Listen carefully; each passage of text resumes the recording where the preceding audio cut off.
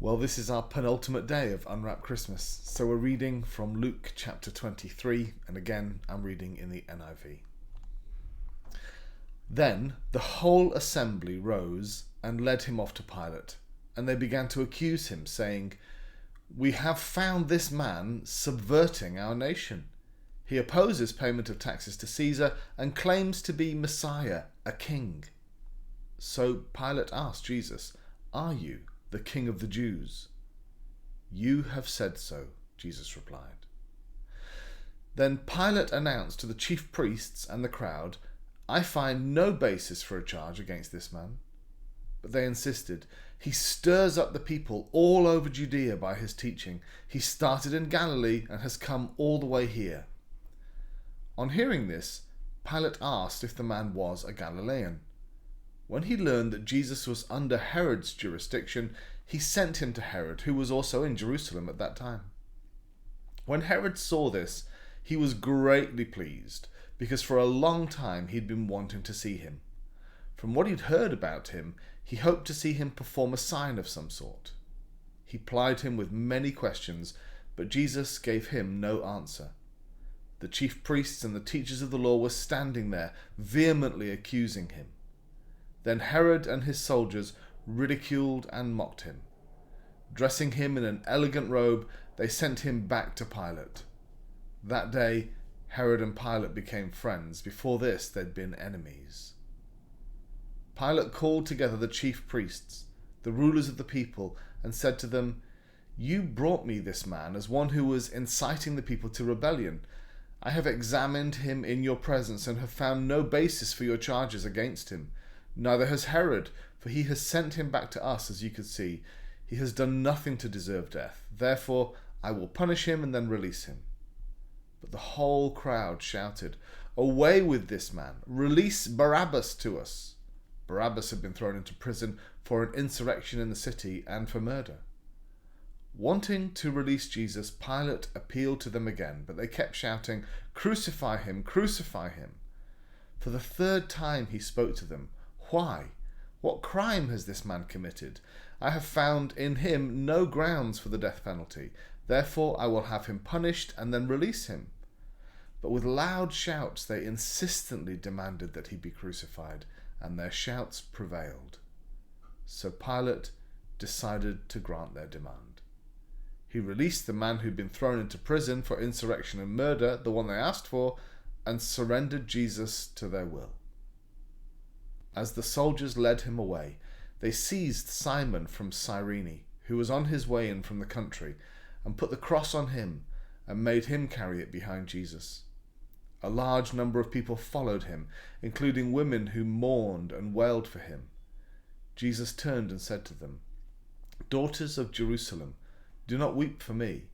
Weep for yourselves and for your children.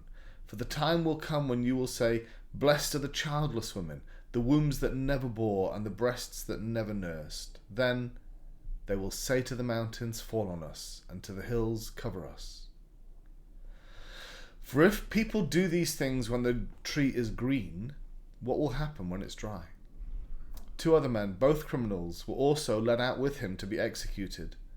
When they came to the place called the Skull, they crucified him there along with the criminals, one on his right, the other on his left. Jesus said, "Father, forgive them, for they do not know what they're doing." And they divided up his clothes by casting lots. The people stood watching, and the rulers even sneered at him. They said, "He saved others. Let him save himself if he's God's Messiah, the chosen one." The soldiers also came up and mocked him. They offered him wine vinegar and said, "If you're King of the Jews, save yourself."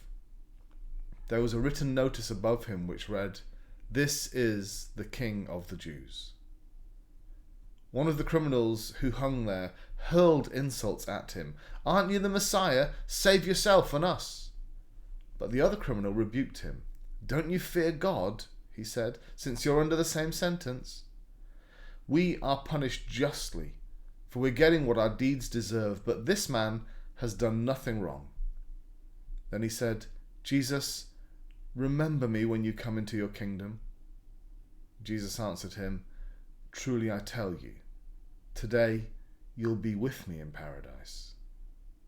Now it was about noon, and darkness came over the whole land until 3 p.m, for the sun stopped shining, and the curtain of the temple was torn in two.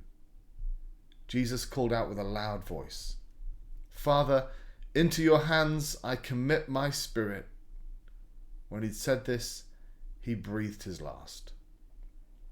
The centurion, seeing what had happened, praised God and said, "Surely this was a righteous man."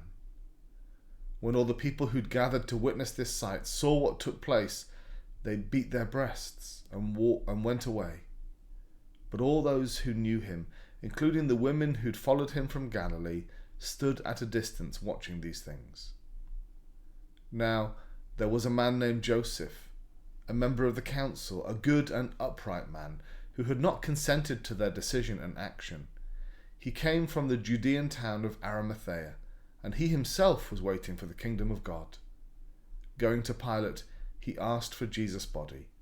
Then he took it down, wrapped it in linen cloth, and placed it in a tomb cut in the rock, one in which no one had yet been laid.